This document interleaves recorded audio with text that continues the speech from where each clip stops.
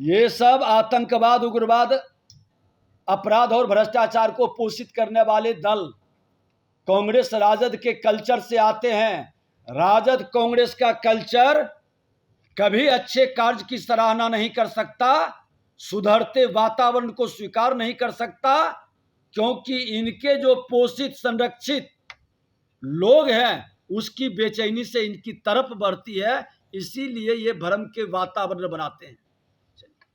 हत्याएं की जा रही है। लालू जी अनुभवी आदमी हैं। अन्य मार्ग में अपराधियों को, अपहरणकर्ताओं को बैठाकर किस तरह से भय का वातावरण बनाते थे, और आज मुख्यमंत्री नीतीश कुमार जी के पीरियड में जब एक्शन होता है तो अपराधी आधे घंटे के अंदर सरेंडर करता है। और ये अपराधी है कौन? उन्हीं के पोषित, संरक्षित और उनके राजद कल्चर से प्रभावित लोग ही ज्यादा हैं। बीमारी को महामारी में उन्होंने बदला है, फिर से महामारी खत्म हुई है, और ये बीमारी को भी समाप्त करने के लिए बिहार के मुख्यमंत्री और देश के प्रधानमंत्री नरेंद्र मोदी जी के नेतृत्व में पूरी तरह से तैयारी चल रही है।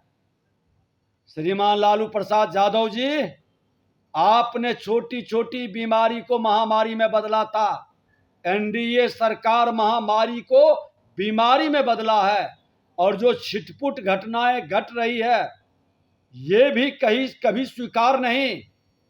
त्वरित गति से कार्रवाई करके इस बीमारी को भी समाप्त करने के संकल्प को साकार करेंगे। चलिए, जिस तरीके से 11 साल आप लोगों का हुआ है, उसमें कहा है कि कोई जवाबदेही नहीं है, कोई बदलाव नहीं है, केवल प्रचार नहीं, केवल प्रचार, और सरकार ने 2025 के बारे में बताना बंद कर दिया कि अभी 2047 के बारे में सोचते हैं। राहुल गांधी जी बेचारे हैं, नेता प्रतिपक्ष हैं।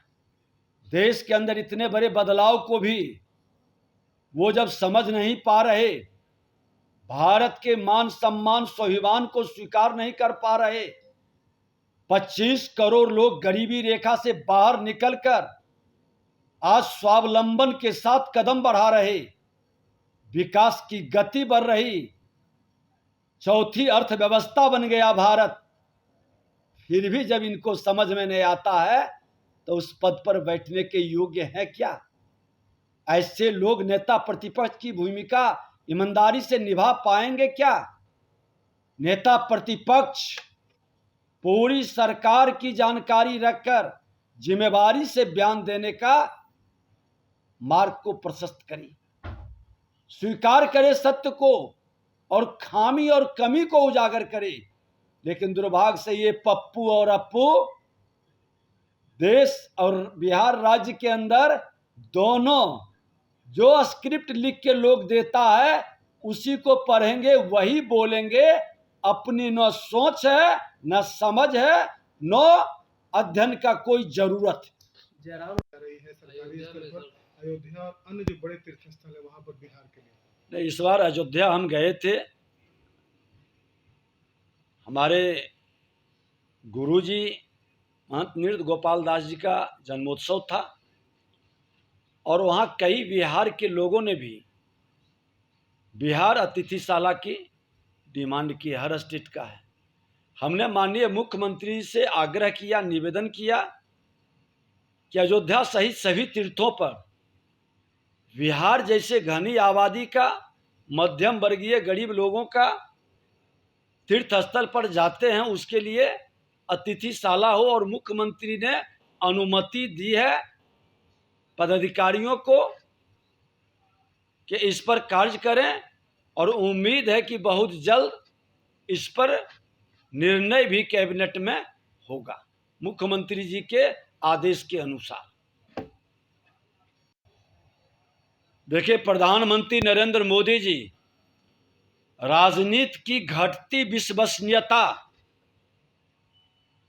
और नेताओं के फुहरपन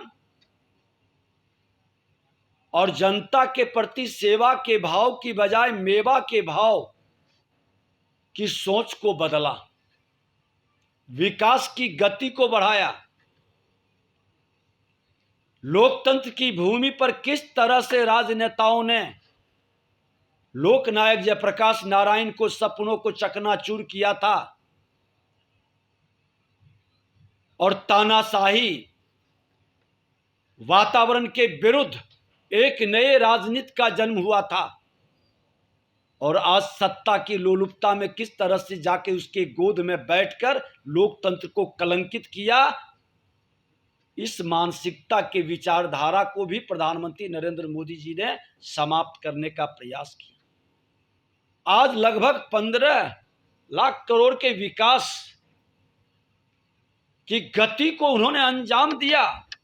बिहार जैसे स्टेट के प्रति जिनका विकसित बिहार से विकसित भारत का सपना पूरा होगा, हर क्षेत्र में इंफ्रास्ट्रक्चर का क्षेत्र हो, हेल्थ का क्षेत्र हो, एजुकेशन का क्षेत्र हो, सभी क्षेत्र, एग्रीकल्चर का क्षेत्र हो, सभी सेक्टर में विकास की गति को अंजाम दिया। जो कहे वो किए, शिलान्यास भी करते हैं, उद्घाटन भी करते हैं। आतंकवाद, उग्रवाद, अपराध को मिट्टी में मिलाने के कार्य भी करते हैं। और दोहरे चरित्र की राजनीति, जिसकी करनी कथनी में अंतर है, जो सेवा के भाव को लेकर के आते हैं और मेवा खाने के लिए माहौल को कालनेमी के तरह भरमाने का प्रयास करते हैं, घड़ियाली आंसू बहाकर इनसे भी मुक्त करने का प्रधानमंत्री नरेंद्र मोदी जी ने एक नया पहल शुरू किए हैं। जनता के विश्वास पर खरा उतरने का, राजनेताओं के लिए, लोकतंत्र के लिए एक आदर्श प्रस्तुत किए।